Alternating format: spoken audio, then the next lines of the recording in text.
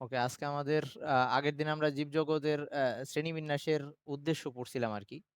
তো আজকে আমরা জীবজগতের শ্রেণীবিন্যাসটা দেখব। নরমালি ক্যারোলাস লিনিয়াসের সময় তখন জীবজগৎকে মোটামুটি দুইটা ভাগে ভাগ করা হয়েছিল। একটা হচ্ছে উদ্ভিদ জগৎ আর একটা হচ্ছে প্রাণী জগৎ। মানে দুইটা জগৎ বা দুইটা কিংডমে, দুইটা রাজ্যে ভাগ করা হয়েছিল। পরবর্তীতে যখন দেখা গেল যে এই কিছু উম, আহ, আহ, আমরা প্রজাতি পাচ্ছি যেগুলাকে উদ্ভিদ বা প্রাণী কোনোটার মধ্যেই এভাবে আলাদা করে রাখা যাচ্ছে না। তো তখন এইটাকে আলাদা নতুন করে শ্রেণীবিন্যাস করা হলো। তো এইটার হুইট টেকার হুইট টেকার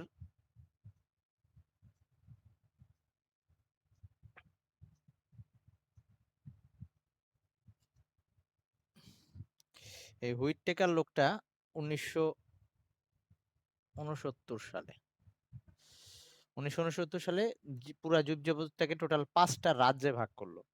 তো এই 5টা রাজ্যকে পরবর্তীতে আবার ওই পাঁচটা ওই শ্রেণীবিন্যাসটাকে বলা হয়তো পাঁচ জগৎ বিন্যাস এভাবে বলা হয়তো। 5টা রাজ্যে যেহেতু ভাগ করছিল, পরবর্তীতে আরেকজন মার্গুলিস সে ওই হুইট টেকারেরটাকেই, মার্গুলিস হচ্ছে 1974, সে এত সালে 1974 সালে সে ওইটাকে আরেকটু গোছায় ভাগ করে ফেললো। তো সেভাবে আমরা এখন সেটাই পড়তে যাচ্ছি। আই মিন মার্গুলিসের যেটা সেটাই দেখতে যাচ্ছি। তো সে কি করলো ওয়ালাইকুম আসসালাম, পুরা জীবজগৎ এটাকে দুইটা সুপার কিংডমে ভাগ করলো। দুইটা সুপার কিংডম সুপার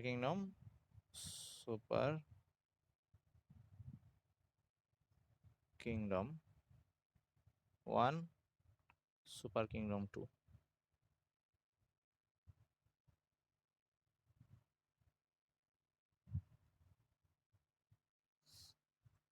একটা হচ্ছে এই সুপার কিংডম 1 এর মধ্যে যারা পড়ছে তারা সবাই আদিকোষী, মানে প্রোক্যারিওটে। আমরা একটু পরে বৈশিষ্ট্যগুলা দেখব।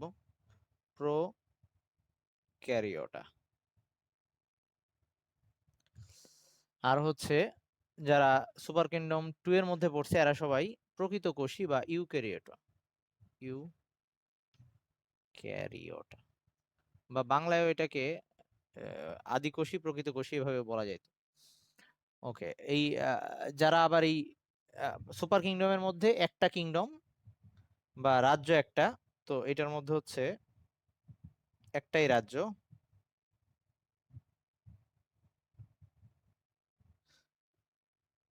সেটা হচ্ছে মনেরা। মনেরা। আর এই সুপার কিংডম 2 এর মধ্যে আবার আরো 4টা রাজ্য, টোটাল 5টা রাজ্য যেহেতু।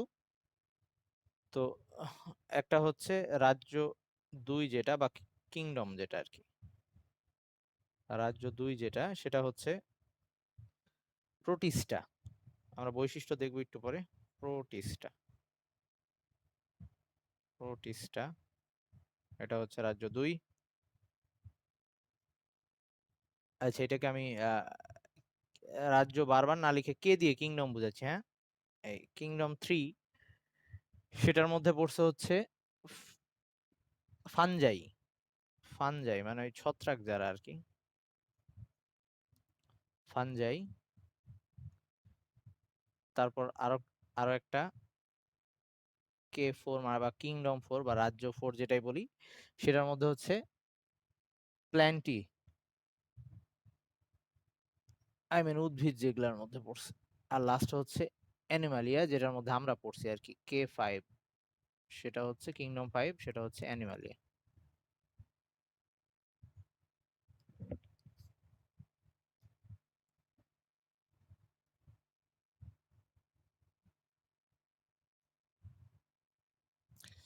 এই টোটাল 5টা রাজ্য। ওকে, থাকুক এটা।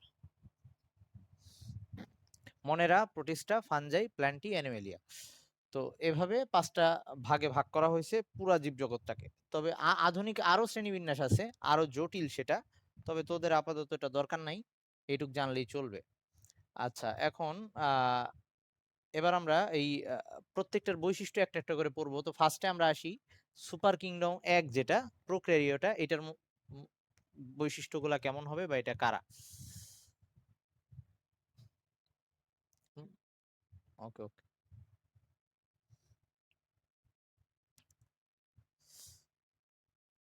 সিফাত উঠছিস কখন?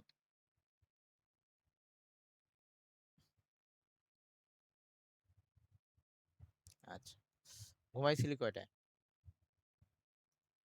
ঘুমাইছিলি কখন? আচ্ছা, ঘুম ভালো হয়েছে তো নাকি?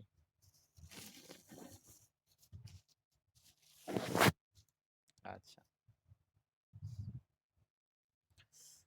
ওকে শুরু করি। তো এখন হচ্ছে প্রোক্যারিওটা, এটা নিয়ে আগে জানি। প্রোক্যারিওটা এটা ছিল আদিকোষী। তো আদিকোষীর বৈশিষ্ট্যগুলা কি ছিল? মেইনলি আমরা আদিকোষ প্রকৃত কোষ এটা যে ভাগ করছিলাম কিসের উপরে, যে সুগঠিত নিউক্লিয়াস আছে কিনা। তো এদের নিউক্লিয়াসটা সুগঠিত হবে না।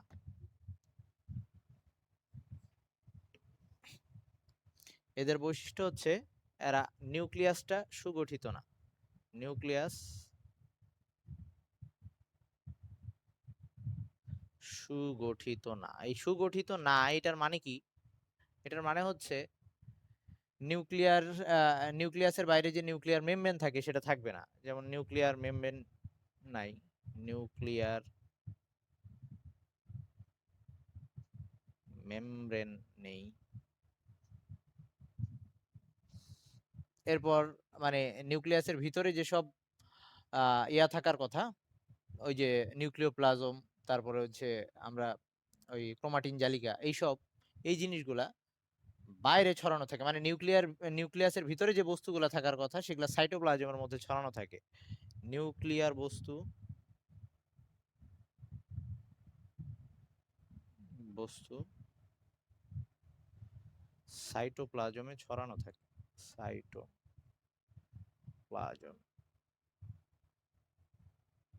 ছড়ানো থাকে।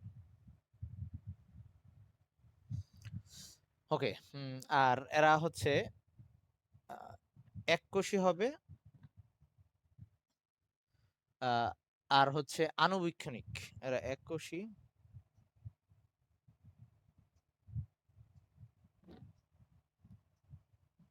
আণুবীক্ষণিক, আণুবীক্ষণিক।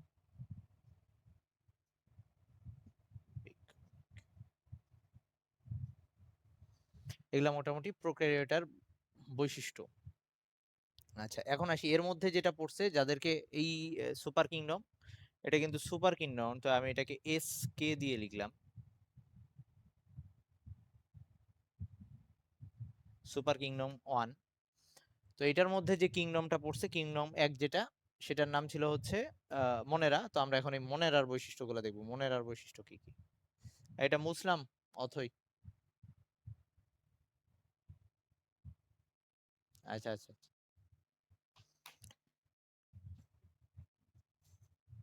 আচ্ছা ঠিক আছে, সমস্যা নাই। তোরা মানে এগুলা এভাবে নোট করে ফেলিস, তাহলে পড়তে সুবিধা হবে আর কি।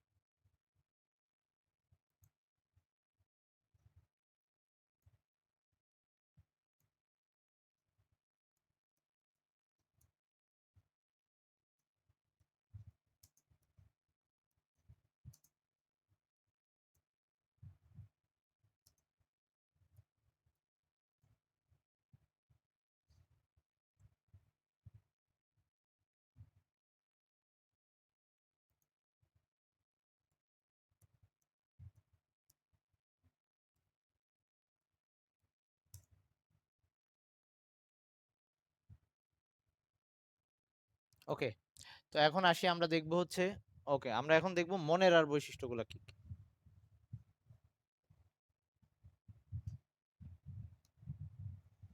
তো কিংডম ওয়ান, এটা হচ্ছে মনেরা। তো মনেরার যে যে বৈশিষ্ট্য, ওই প্রোক্যারিওটের যা বৈশিষ্ট্য সেগুলো তো থাকবেই। যে এরা শুধুমাত্র একটা কোষ আলাদাভাবে থাকবে এরকম হইতে পারে, এরা এক কোষই হইতে পারে, একটা কোষ আলাদাভাবে থাকবে মানে বিচ্ছিন্নভাবে একটা কোষ। আমি দেখাচ্ছি, একে দেখাচ্ছি। আবার এরকম হইতে পারে ওই এরা এক কোষী, কিন্তু ওই কোষগুলো একসাথে হয়ে একটা ফিলামেন্টের মতো গঠন করতে পারে, বা এটাকে ফিলামেন্টাস বলে, বা ফিলামেন্টাস।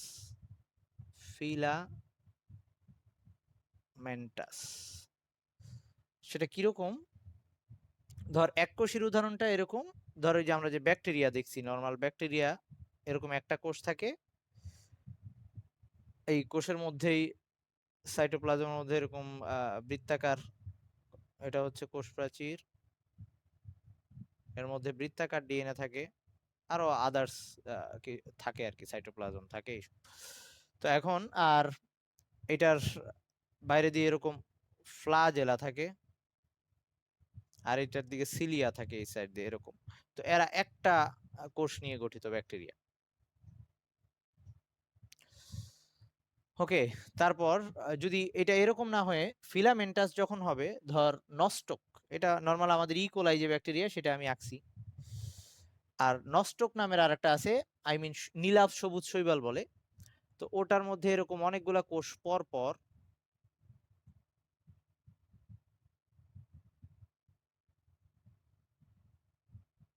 বিভিন্ন শেপের কোষ পরপর যুক্ত হয়ে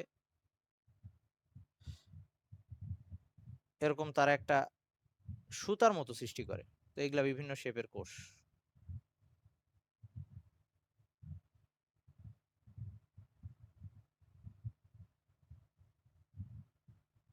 এই নস্টক নিয়ে আবার ইন্টারে আর ডিটেলস আরো আছে। ওকে, তো এরকম হইতে পারে, এটা হচ্ছে এককোষী, এটা হচ্ছে ফিলামেন্টাস, এরকম হইতে পারে। ওকে, সবার কি এটুক বোঝা হয়েছে? আচ্ছা, 2 নাম্বার হচ্ছে এরা মানে একাকী বসবাস করতে পারে, আবার এরা বেশিরভাগ ক্ষেত্রে এরা কলোনিবদ্ধ হয়ে মানে একসাথে হয়ে তারা থাকে। তো এটা কলোনিয়াল বা কলোনিবদ্ধ, কলোনিয়াল বলে এটাকে, কলোনিয়াল, কলোনিয়াল, একসাথে হয়ে দলবদ্ধ হয়ে বসবাস করে আর কি। তো এটাকে কলোনিয়াল বলে।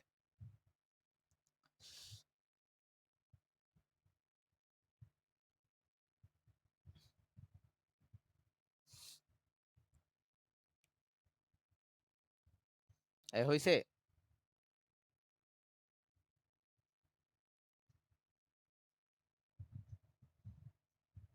এই অথই কি লিখছিস?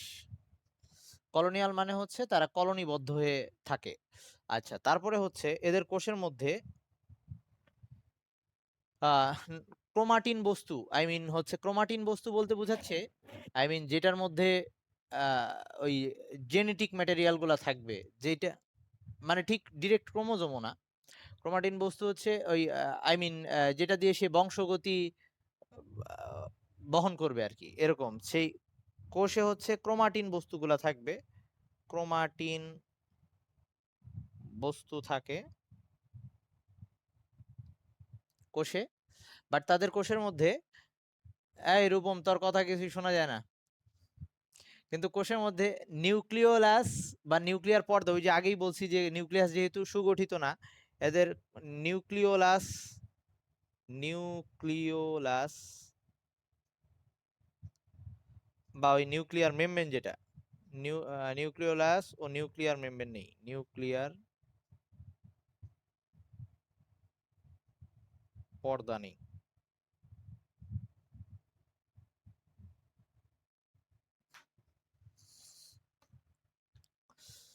ওকে, তাছাড়া কোষের মধ্যে অন্যান্য যে জিনিসগুলা, যে প্লাস্টিড, মাইটোকন্ড্রিয়া, প্লাস্টিড অবশ্য কখন থাকবে, যদি সে নিজের খাবার নিজে তৈরি করে, যেমন এই যে নস্টকের মধ্যে প্লাস্টিডটা থাকে, এটার নাম হচ্ছে নস্টক, নস্টক। আর এটা হচ্ছে ইকোলাই, ইকোলাই।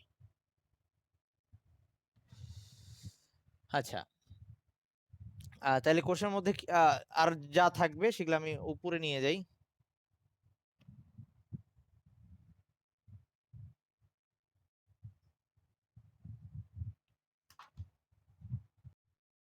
ওকে, যেগুলো হচ্ছে নিজের খাবার নিজে তৈরি করতে পারে, এই সবুজ শৈবাল আর কি, নিজের খাবার নিজে তৈরি করতে পারে, তো এদের মধ্যে তখন প্লাস্টিক থাকবে আর কি। তবে নর্মালি বেশিরভাগ ক্ষেত্রেই এই যে অন্যান্যগুলোর মধ্যে প্লাস্টিড, মাইটোকন্ড্রিয়া,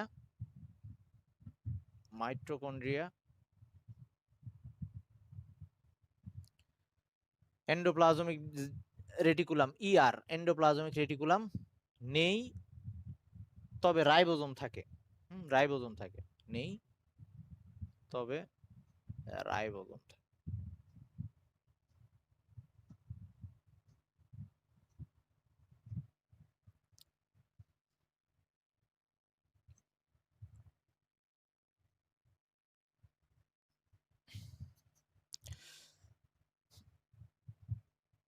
ওকে, এখন এরা বংশবৃদ্ধি করবে কিভাবে? এরা বংশবৃদ্ধি করবে হচ্ছে দ্বিবিভাজন প্রক্রিয়ায়। দ্বিবিভাজন প্রক্রিয়ার আরেকটা নাম কি ছিল মনে আছে?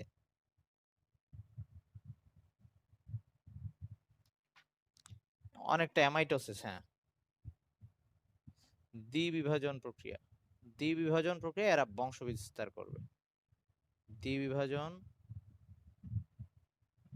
প্রক্রিয়ায় বংশবৃদ্ধি।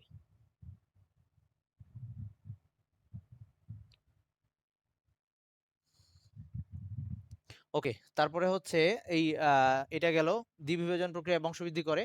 আর এদের এরা সাধারণত শ্বসন পদ্ধতিতে খাদ্য গ্রহণ করে। শ্বসন মানে হচ্ছে নরমালি আরেকটা বডি থেকে শোষণ করে নেয়। তো খাদ্য গ্রহণ প্রক্রিয়াটা হচ্ছে শ্বসন। হ্যাঁ, এই খাদ্য গ্রহণ প্রক্রিয়াটা মেইনলি শ্বসন। খাদ্য গ্রহণ প্রধানত শ্বসন প্রক্রিয়া। তবে ওই যে বললাম যে সবুজ শৈবাল যার মধ্যে ক্লোরোপ্লাস্ট আছে তারা আবার নিজের খাদ্য নিজে তৈরি করতে পারবে। প্রধানত শ্বসন, শোষণ শোষণ প্রক্রিয়ায় খাদ্য গ্রহণ করে। তবে কেউ কেউ আবার নিজের খাদ্য নিজে তৈরি করতে পারবে, যেমন এই নীলাভ সবুজ শৈবাল, যেহেতু নামের মধ্যে ওর সবুজ কথাটা আছে, ও সবুজ, তার মানে ওর মধ্যে ক্লোরোপ্লাস্ট আছে, সে নিজের খাবারটা নিজে তৈরি করতে পারবে। তবে কেউ কেউ সালোক সংশ্লেষণ করে। তবে কেউ কেউ সালোক সংশ্লেষণ করতে পারে, যেমন নষ্ট করতে পারে, যেমন নষ্টক। এর নিচে যে দাগ দিচ্ছি বৈজ্ঞানিক নাম, তো এই জন্য নিচে দাগ দেওয়া লাগবে। আচ্ছা, এইটুকু নিয়ে আশা করি কারো কোনো কোশ্চেন নাই। তাহলে এরা নর্মালি মানে বেশিরভাগ এরা হচ্ছে আদিকোষী। আর আদিকোষী প্রাণীদের যা যা নর্মালি বৈশিষ্ট্য থাকে সেগুলোই তাদের মধ্যে আছে, যেটা আমরা 2 নাম্বার চ্যাপ্টারে পড়ছিলাম অলরেডি, যে এদের মেইনলি নিউক্লিয়াসটাই ঠিকঠাক ভাবে গঠিত নয়। আর কোষের মধ্যে প্লাস্টিড, মাইটোকন্ড্রিয়া, এন্ডোপ্লাজমিক রেটিকুলাম, কোষে যে বিভিন্ন অঙ্গাণু সেসব নাই, তবে রাইবোজোম থাকে। আর হচ্ছে এদের নর্মালি খাদ্য গ্রহণটা এরা শোষণ প্রক্রিয়া আরেকটা জীবের বডি থেকে শোষণ করে নেয় এরকম। বাট কিছু কিছু ক্ষেত্রে তারা নিজের খাদ্য নিজে তৈরিও করতে পারে, এরকম কিছু আছে, যেমন নষ্টক। আচ্ছা, এবার আসি এতক্ষণ প্রোক্যারিওটা বললাম, এবার ইউক্যারিওটা বা প্রকৃত কোষী, আই মিন যে যার নিউক্লিয়াস ঠিকঠাক গঠন, তারপরে এই যে প্লাস্টিড, মাইটোকন্ড্রিয়া এইসব সবই থাকবে, আই মিন কোষের গঠন সব ঠিকঠাক থাকবে। তো এবার 2 নাম্বার কিংডম, রাজ্য 2,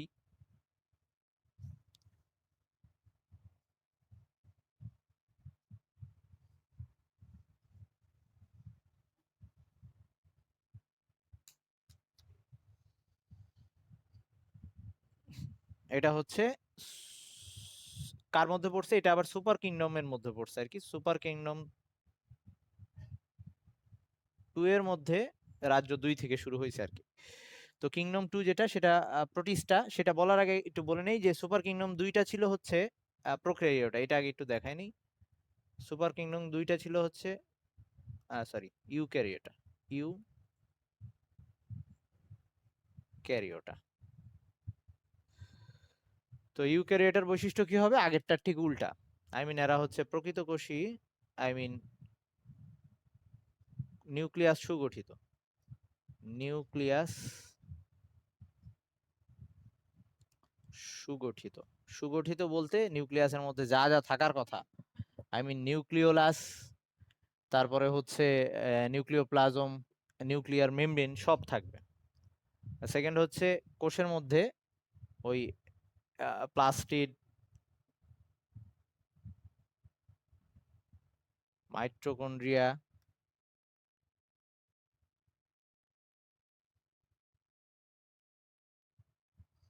মাইটোকন্ড্রিয়া, এন্ডোপ্লাজমিক রেটিকুলাম, রাইবোজোম সব থাকে এবং সহ সকল অঙ্গাণু, বিভিন্ন অঙ্গাণু থাকে। ওকে, বিভিন্ন অঙ্গাণু থাকে।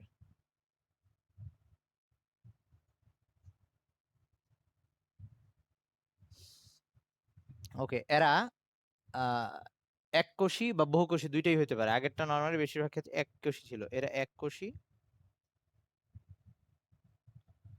বা বহুকোষী দুইটাই হতে পারে। এবং এদের একা এরা একাকী বাস করতে পারে অথবা কলোনি অনেকগুলো একসাথে বসবাস করতে পারে। তাহলে এটাকে এভাবে লিখতেছি এখানে, আচ্ছা এই সাইডে লিখি, এরা একক বা কলোনিয়াল, কলোনিয়াল।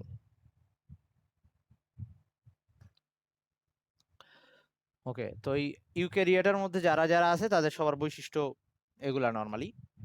তো এখন আমরা এই ইউক্যারিওটার মধ্যে যেটা প্রোটিস্টা, আই মিন প্রথমটা যেটা রাজ্য 2 সেটা পড়বো এবার। সুপার কিংডম 2 এর মধ্যে যে রাজ্য 2 সেটা পড়বো। এই সবার এটা লেখা হয়েছে, মুছবো?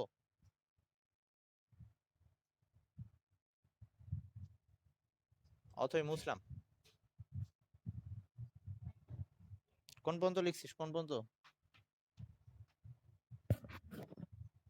সেকেন্ড, এই সেকেন্ড লাইনটা জানি কি ছিল, কি লিখছিলাম? প্লাস্টিড, মাইটোকন্ড্রিয়া, এন্ডোপ্লাজমিক রেটিকুলাম অঙ্গাণু থাকে, মানে সব অঙ্গাণু থাকবে আর কি। সেকেন্ড লাইনটা ছিল বিভিন্ন অঙ্গাণু থাকে। আগে বলিস, আগে বলিস, মোছার আগে বলিস। ওকে, তো এবার আমাদের কিংডম 2 যেটা বা রাজ্য 2 সেটার মধ্যে যেটা পড়ছে সেটা হচ্ছে প্রোটিস্টা। এখন এই প্রোটিস্টার কি কি বৈশিষ্ট্য সেগুলা নিয়ে একটু পড়বো। তো এইখানকার বৈশিষ্ট্যের সাথে এদের সবকিছু মিলে যাবে। তো প্রোটিস্টার নরমালি এরা এককোষী হইতে পারে বা বহুকোষী হইতে পারে, এককোষী হইতে পারে বা বহুকোষী হইতে পারে।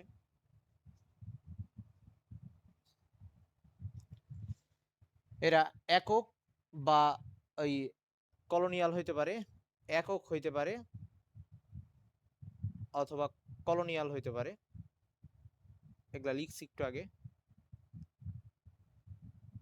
এবং এরা ফিলামেন্টাস হইতে পারে, ফিলামেন্টাস হতে পারে, ফিলামেন্টাস। আচ্ছা এটাকে একসাথে লিখে নি, একক, কলোনিয়াল বা ফিলামেন্টাস একসাথে লিখলাম। ওকে, আর ওই কোষের যে বৈশিষ্ট্য, কোষের মধ্যে ডিএনএ, আরএনএ, আই মিন সব থাকবে, সেই আগের জিনিসগুলা আবার ব্যাক করে আসতেছে। তাহলে আমি একবারে ডিরেক্ট এটাকে লিখে দেই যে নিউক্লিয়াস সুগঠিত। এটা বলতে ওই নিউক্লিয়াসে যা যা থাকা সব থাকবে নিউক্লিয়াস সুগঠিত।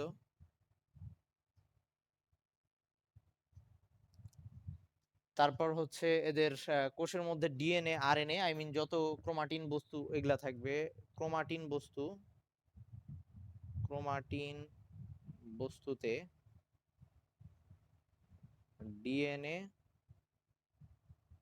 আরএনএ, প্রোটিন থাকে এবং প্রোটিন থাকে।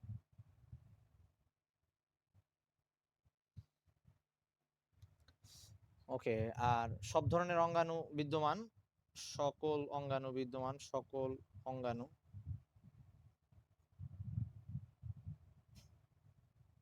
বিদ্যমান। তারপরে হচ্ছে এরা এদের খাদ্য গ্রহণ ওই সবগুলাই হইতে পারে, তারা শোষণ করতে পারে। তার মানে খাদ্য গ্রহণ লিখতেছি, খাদ্য গ্রহণ, খাদ্য গ্রহণ সেটা শোষণ প্রক্রিয়ায় হইতে পারে শোষণ মানে অন্য জীবের বডি থেকে শুষে নেওয়া, যেটা সেটা হইতে পারে, অথবা ওই সালোক সংশ্লেষণ যেটা, ওটাও হইতে পারে। সালোক সংশ্লেষণ, সালোক সংশ্লেষণ বা ওকে, এবার আসি এদের কোষ বিভাজন। কোষ বিভাজন হবে মাইটোসিস প্রক্রিয়া। কোষ বিভাজন নরমালি, আচ্ছা, কোষ বিভাজন মাইটোসিস। তো এইখানে দুইটা ব্যাপার আর কি। আবার যদি গ্যামেট উৎপন্ন হয় তো এদের প্রজননটা, আচ্ছা এইখানে কোষ বিভাজন ওভাবে না লিখে লিখি আগে ইয়া প্রজনন লিখি। প্রজনন মানে এদের প্রজননটা হবে দুইটা রকম হইতে পারে, একটা হচ্ছে যৌন জনন আর একটা হচ্ছে অযৌন জনন। অযৌন জননটা হচ্ছে ধর তোর ওই ইয়া থেকে বডির কোনো একটা পার্ট, আচ্ছা একটু বলি।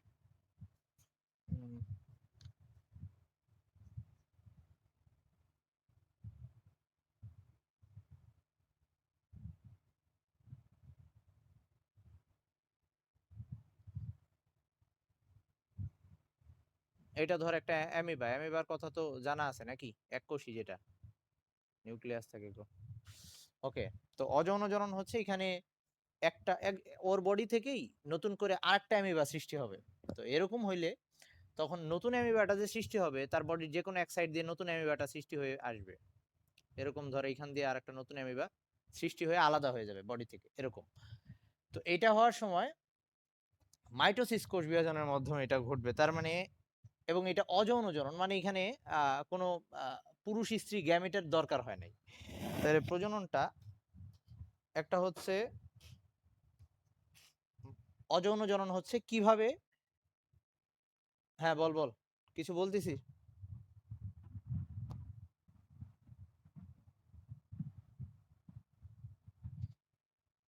না না, মানে আর কি ওই ইসে তোর প্রজনন ঘটার সময় তখন মাইটোসিস হয়। আর এমনি নর্মাল যে তাদের কোষ বিভাজন, সেগুলো মাইটোসিস। কয়েক টাইপের প্রজনন দেখা যায় ওদের।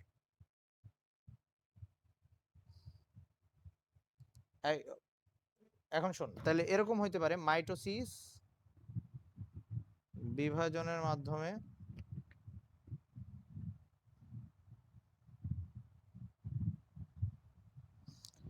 একটা অযৌন জনন, এটা হচ্ছে অযৌন, এখানে গ্যামেটের কোনো ভূমিকা নেই, অযৌন প্রজনন ঘটতে পারে।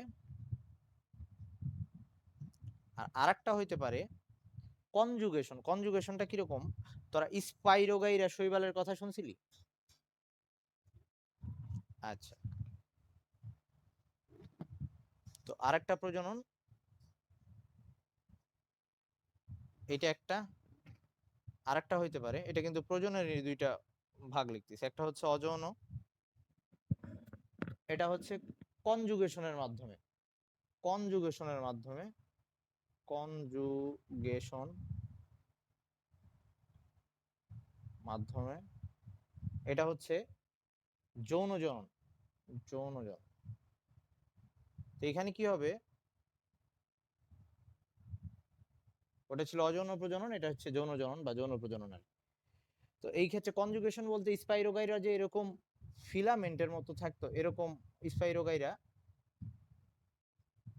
এরকম ছিল, মনে পড়ে কি, ময়ের মতো এরকম কোষ,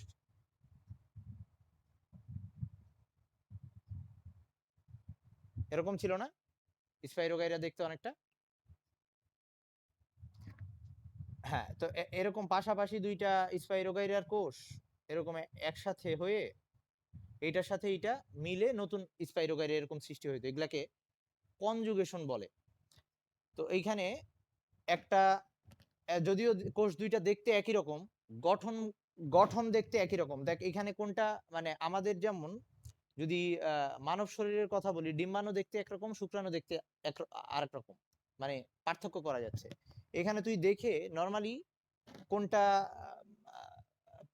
পুরুষ বা কোনটা স্ত্রী এভাবে বোঝা যাবে না। তো গঠন দেখতে একই রকম, এজন্য তখন এগুলাকে একটা পজিটিভ আর একটা নেগেটিভ এভাবে বলা হয়। ওকে, তার মানে তারা এইখানে দেখতে তারা একই রকম, কিন্তু যৌবনিক ভাবে মানে একটা পজিটিভ আর একটা নেগেটিভ, কিন্তু দেখতে একই রকম।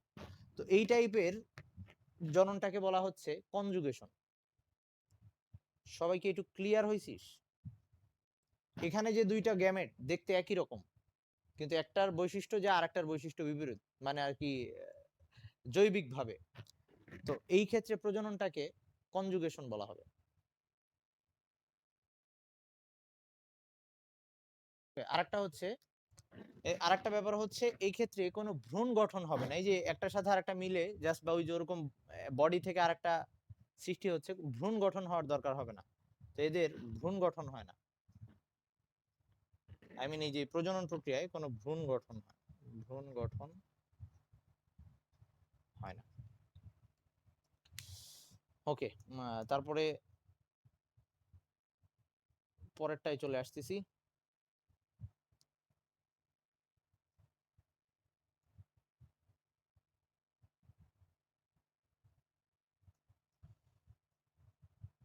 তারপরে হচ্ছে ফানজাই বা ছত্রাক যেটা। আচ্ছা, এইটার উদাহরণ হচ্ছে অ্যামিবা, তারপরে এককোষী বহুকোষী বিভিন্ন শৈবাল, আরেকটা এরকম শৈবালের, আচ্ছা ডায়াটম একটা উদাহরণ দেওয়া আছে তোদের বইয়ে।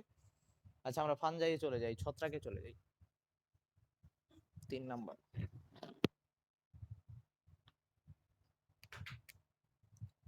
রাজ্য 3, সেটা হচ্ছে ফানজাই।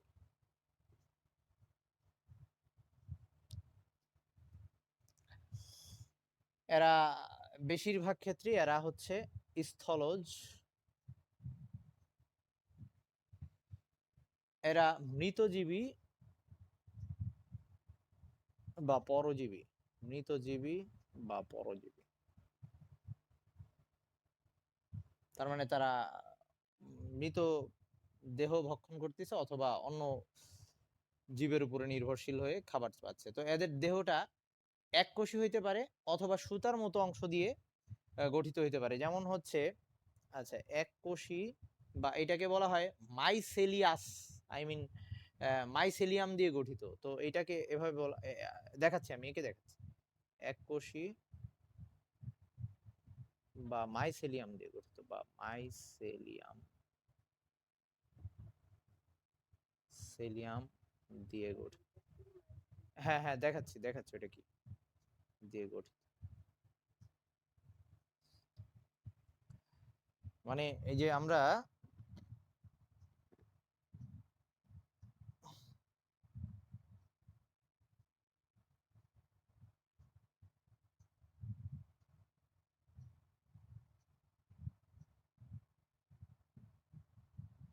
এই জিনিস তো সবাই চিনিস নাকি?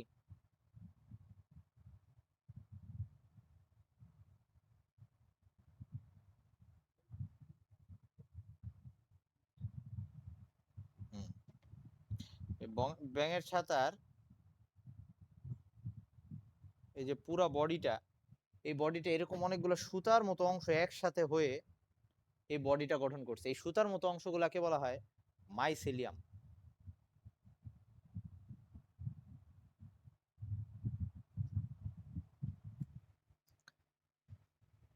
এই কথা কি বুঝছিস? এরকম অসংখ্য সুতার মতো অংশ একসাথে হয়ে এই বডিটা গঠন করছে। তো এই অংশগুলোকে বলা হয় মাইসেলিয়াম। তো এরা এককোষী হইতে পারে অথবা এরকম মাইসেলিয়াম দিয়ে গঠিত হইতে পারে। এখন এদের আগের মতো বৈশিষ্ট্যগুলো থাকবে, যেমন ওই যে কি বলে ইউক্যারিওটার যা যা বৈশিষ্ট্য থাকে, যে কোষ সুগঠিত, তারপর নিউক্লিয়াস সুগঠিত, এগুলা সব থাকবে। সো ওগুলো আমরা বারবার রিপিট না করে জাস্ট বলে দিচ্ছি কোষ সুগঠিত বা নিউক্লিয়াস সুগঠিত আর কি। আচ্ছা, নিউক্লিয়াস সুগঠিত, নিউক্লিয়াস সুগঠিত। হ্যাঁ হ্যাঁ, এই সুতার মতো অংশগুলো হচ্ছে মাইসেলিয়াম। এগুলাই একসাথে হয়ে এই পুরা বডিটা বানাইছে। ওকে, এরকম সুতা, অসংখ্য সুতা এখানে এই পুরা বডিটা তৈরি হয়। আচ্ছা, হ্যাঁ কোষ আছে, কোষ থাকবে না কেন? হ্যাঁ, ওগুলাই ওগুলাই ওগুলাই। আচ্ছা, ওকে, এখন আসি।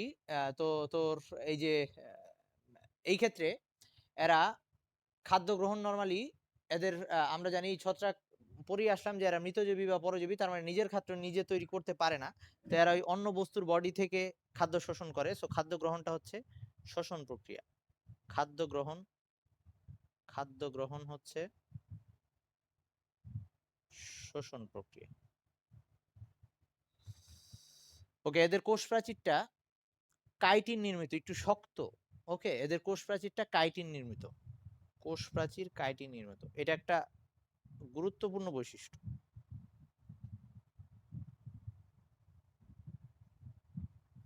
কোষ প্রাচীর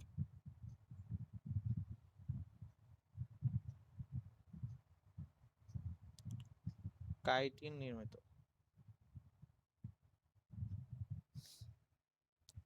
ওকে, তারপরে যেহেতু তারা নিজের খাদ্য নিজে তৈরি করতে পারে না, তার মানে এদের মধ্যে ক্লোরোপ্লাস্ট নাই, ক্লোরোপ্লাস্ট বিহীন। এগুলা বুঝে বুঝেই মনে রাখা যায়, ক্লোরোপ্লাস্ট বিহীন।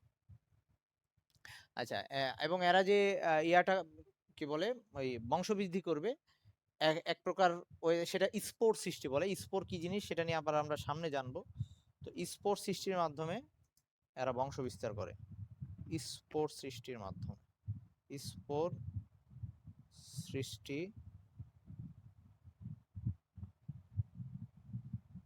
মাধ্যমে। হ্যাঁ ভাই, এটা কোষ প্রাচীর কাইটিন নির্মিত, কোষ প্রাচীর কাইটিন নির্মিত, কাইটিন। আর ক্লোরোপ্লাস্ট বিহীন, আর স্পোর সৃষ্টির মাধ্যমে প্রজনন ঘটায় আর কি, বংশবৃদ্ধি করে। এবং এই স্পোরটা হচ্ছে হ্যাপ্লয়েড। হ্যাপ্লয়েড কথার মানে হচ্ছে, হ্যাপ্লয়েড কথার মানে হচ্ছে যেমন আমাদের এই যে আহ, ইয়া কি বলে কোষের মধ্যে টোটাল ক্রোমোজোম কত, 23 জোড়া, তাই না? 23 জোড়া ক্রোমোজোম। এই যে জোড়া করে থাকা এই অবস্থাটাকে বলা হয় ডিপ্লয়েড। আর যখন বেজোড় অবস্থায় থাকে, যেমন আমাদের শুক্রাণু আর ডিম্বাণুর মধ্যে ওই 23টা ক্রোমোজোম থাকে, ওইটাকে বলে হ্যাপ্লয়েড। তো এই যে স্পোর গুলো এরকম হ্যাপ্লয়েড হয়, তার মানে ওখানে বিজোড় সংখ্যক ক্রোমোজোম থাকে, এন সংখ্যক। আচ্ছা, এবার আসি আহ এরপরে হচ্ছে প্ল্যান্টি বা আমাদের যে উদ্ভিদ, যেটা মেনলি, তো এটা নিয়ে তো আমরা জানি, আমরা এটা মুসলাম। তো এবার K4, যেটা কিংডম 4 আর কি, সেটা হচ্ছে প্ল্যান্টি।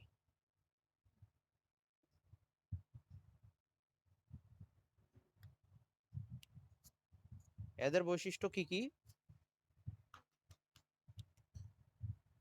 এরা হচ্ছে সালোক সংশ্লেষণ করতে পারে, সালোক সংশ্লেষণ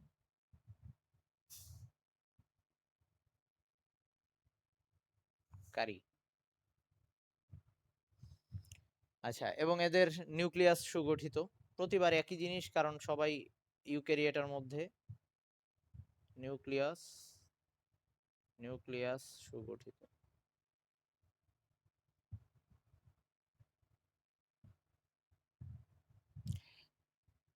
এদের টিস্যু তন্ত্রটা উন্নত, আই মিন ওই যে আমরা দেখছিলাম যে উদ্ভিদের মধ্যে আহ, সরল টিস্যু, জটিল টিস্যু এরকম ছিল আর কি।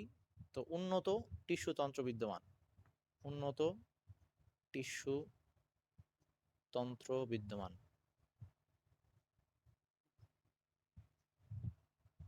এবং এদের ক্ষেত্রে ভ্রূণ সৃষ্টি হয়, উদ্ভিদের ভ্রূণ সৃষ্টি হয় আমরা জানি।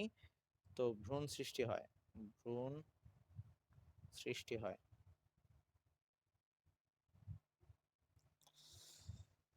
ওকে, এদের জীবন চক্রে দুইটা পর্যায়ে দেখা যায়, একটা হচ্ছে হ্যাপ্লয়েড পর্যায়ে আর একটা ডিপ্লয়েড পর্যায়ে। তো জীবন চক্রে এদের আহ, এই যে ভ্রূণ যে সৃষ্টি হয় এটা ডিপ্লয়েড পর্যায় থেকে, আই মিন ওই আহ, শুক্রাণু আর ডিম্বাণু মিললে যে জাইগোট তৈরি হয়, মানে এন সংখ্যক ক্রোমোজোম, শুক্রাণুর মধ্যেও বিজোড় সংখ্যক ক্রোমোজোম, ডিম্বাণুর মধ্যেও বিজোড় সংখ্যক ক্রোমোজোম, দুইটা মিলে গেলে তখন সেটা হচ্ছে ডিপ্লয়েড, আই মিন হচ্ছে জোড় সংখ্যক ক্রোমোজোম। তো ওখান থেকেই ভ্রূণটা সৃষ্টি হয়, আমরা জানি জাইগোট থেকে ভ্রূণ সৃষ্টি হয়। তার মানে যা, এটা লিখে রাখি, যা ডিপ্লয়েড পর্যায় থেকে শুরু, যা ডিপ্লয়েড পর্যায় পর্যায় শুরু করে।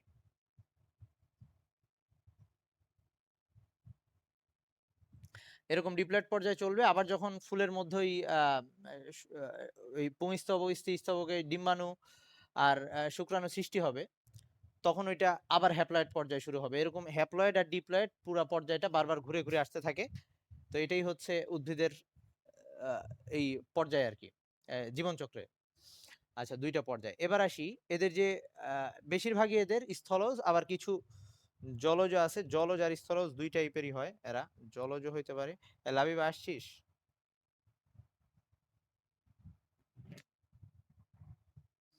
ওকে, একটু ওয়েট কর। তো জলজ স্থলজ দুইটাই হইতে পারে এরা।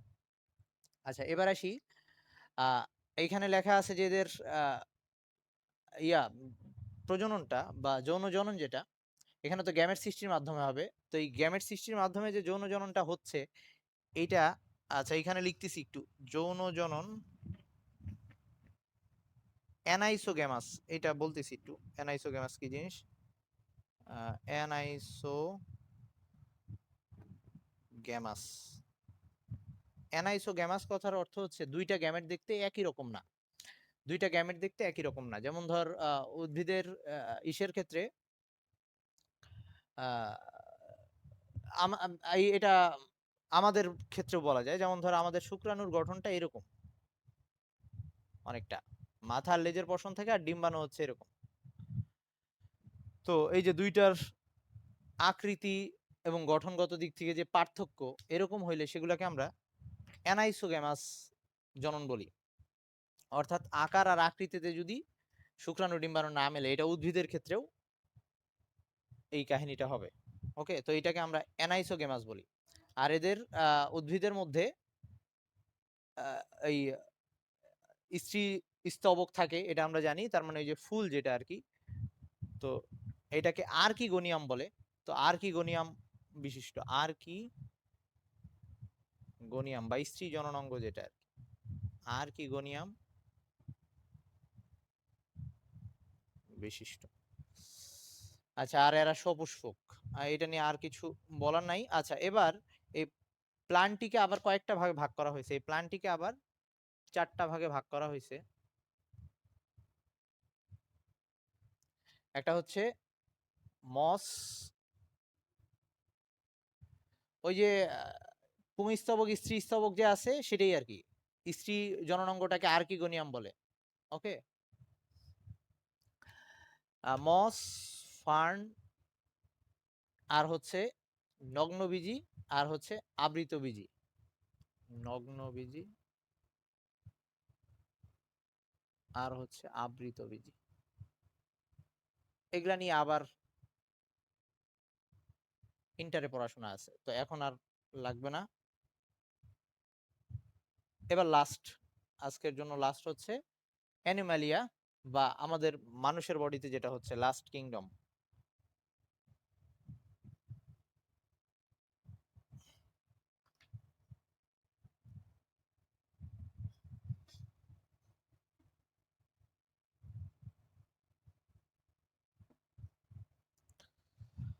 ওকে, এটা নতুন করে আর কিছু বলার নাই, যে আমরা হচ্ছে বহুকোষী প্রাণী, আর হচ্ছে নিউক্লিয়াস সুগঠিত। তো বহুকোষী, এখানে কোনো এককোষী নাই, সবাই বহুকোষী, নিউক্লিয়াস সুগঠিত।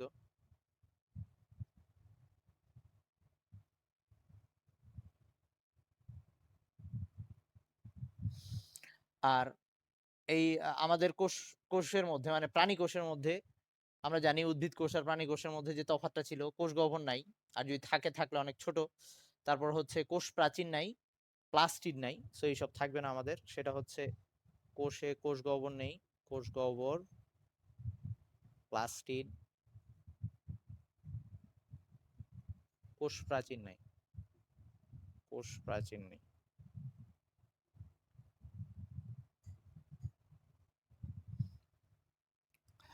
তো এই কারণে আমরা পরভোজী, আই মিন আমরা প্লাস্টিক যেহেতু নাই, নিজের খাদ্য নিজে তৈরি করতে পারি না, আমরা পরভোজী এটাকে বলা হয়। এটার আরেকটা টার্ম হচ্ছে হ্যাটারোট্রফিক। তো আমি শুধু বাংলাটা লিখতেছি যে পরভোজী,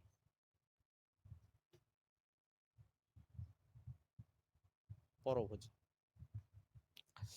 ওকে, এই আমাদের টিস্যুতন্ত্র অনেক জটিল, অনেক টাইপের টিস্যুতন্ত্র আমাদের মধ্যে দেখা যায় সেটা হচ্ছে জটিল টিস্যুতন্ত্র। জটিল টিস্যুতন্ত্র। এখন আসছিস? ওকে, একটু ওয়েট কর।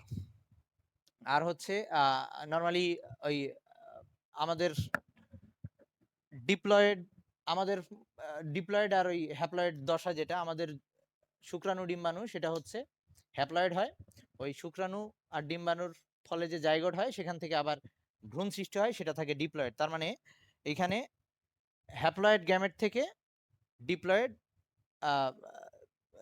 জাইগোট সৃষ্টির মাধ্যমে ভ্রূণ সৃষ্টি হয় আর কি। তো এখানে ভ্রূণ সৃষ্টি হয়, ভ্রূণ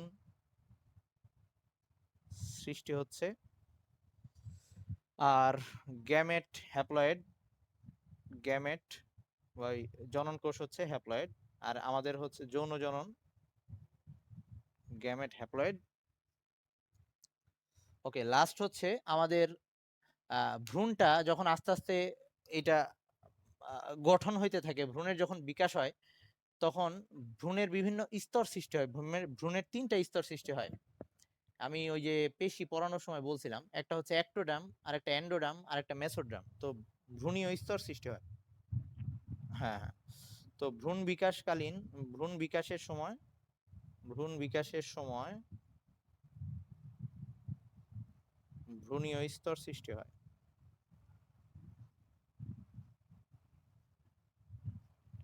ভ্রূণীয় স্তর সৃষ্টি হয়।